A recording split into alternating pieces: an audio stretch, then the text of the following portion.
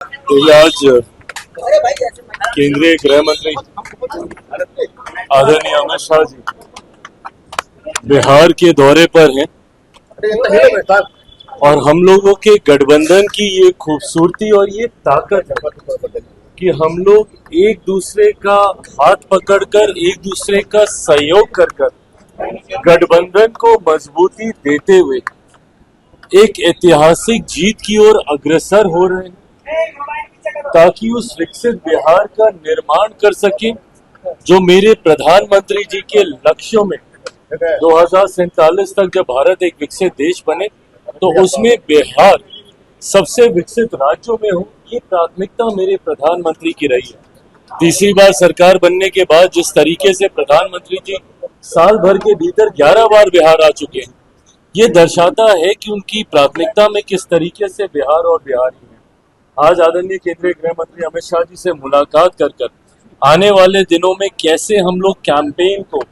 और ज्यादा साथ मिलकर मजबूत कर सके ताकि हर वो सीट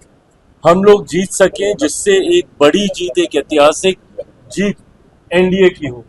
और ये होना भी है जिस तरीके से महागठबंधन में सिर्फ उटव्वल चल रहा है, दूसरी तरफ एक ऐसा गठबंधन है एनडीए वाला जिसमें इतनी सहजता से सब होने के बावजूद भी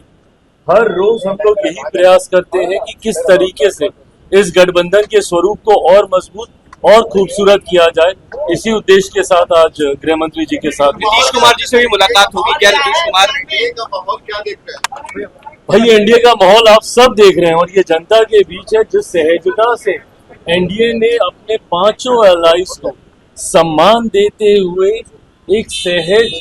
नेगोशिएशन को संपन्न करने का कार्य किया। हम लोग के सारे प्रत्याशी 243 ऑफ अस, हम सबके नॉमिनेशंस क्लियर हो चुके हैं, सारे प्रत्याशियों के नाम क्लियर हो चुके हैं। कोई कंफ्यूजन नहीं है महागठबंधन की तरह कि ये सीट इनके पास है कि मेरे पास है। ऐसे में ये क्लैरिटी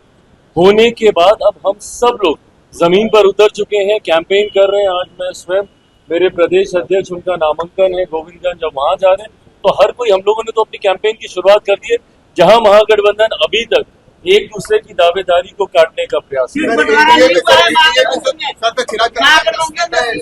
कौन कह रहा है कि तेजस्वी तय है, जब गठबंधन ही नहीं कह रहा है कि भैया तेजस्वी तय है।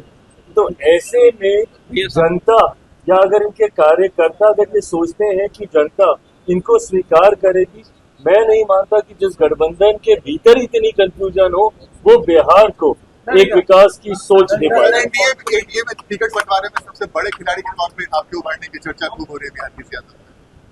बात बड़े छोटे खिलाड़ी की नहीं है, बात हर किसी के सामर्थ्य की है और ये बात शुरू से रखी गई थी कि जो जहां से जीतने की क्षमता रखता है उसको वहां से मौका मिलना चाहिए। और मैं तो भारतीय जनता पार्टी और जनता दल यूनाइटेड का मैं धन्यवाद कहूंगा विशेष तौर पर, जो बड़ा दिल दोनों दलों ने दिखाया है। दोनों दल कंपैरेटिवली बाकी हम लोग जितने हैं उनसे बड़े हैं, पर उसके बावजूद